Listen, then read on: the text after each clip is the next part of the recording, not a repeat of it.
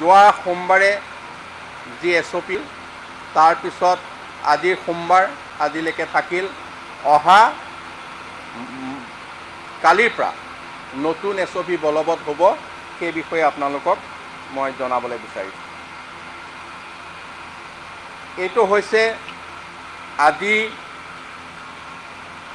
দিনটোত আমাৰ যি ইণ্টাৰ ডিষ্ট্ৰিক্ট কমিউনিকেশ্যন এইটো আগৰ দৰে একেই থাকিব। ইণ্টাৰ ডিষ্ট্ৰিক্ট কমিউনিকেশ্যন খোলা নহয়, ইণ্টাৰ ডিষ্ট্ৰিক্ট কমিউনিকেশ্যন একেধৰণে থাকিব। আজিৰ দিনটোত অসমৰ দুখন জিলাৰ বাদে লখিমপুৰ আৰু গোলাঘাটত আছিল 1 বজালৈকে দোকান বজাৰ খোলা আৰু 2 বজাৰ পৰা কাৰফিউ পুৱা 5 বজালৈকে। আজিৰ দিনটোত আমি থিৰাং কৰিছোঁ, মুখ্যমন্ত্ৰী ডাঙৰীয়াই সিদ্ধান্ত লৈছে যে অসমৰ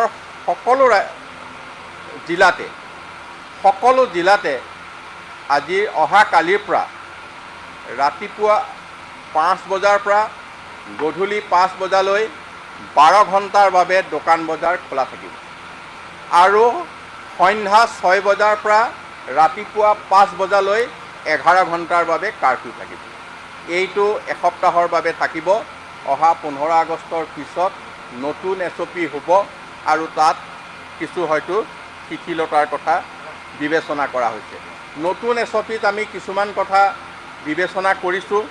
আজি যেনেকৈ অন্ত্যেষ্টিক্ৰিয়া বা বিবাহ আদি অন্য সেৱা সকামত আমাৰ 10জন লোকক সীমিত কৰা হৈছে, সেই কথা এতিয়া বলবৎ থাকিব বা অন্যান্যখিনি যিখিনি ব্যৱস্থা আজিৰ ধৰণে আছে থাকিব।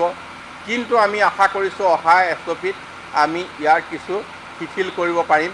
ধৰ্মীয় অনুষ্ঠানেই হওক, অন্যান্য অনুষ্ঠানেই হওক, এইখিনি আমি হয়তো 15 আগষ্টৰ পিছত আমি সীমিত সংখ্যক লোকৰে আমি অনুষ্ঠিত কৰিবলৈ দিয়াৰ ক্ষেত্ৰত বিবেচনা কৰি আছোঁ।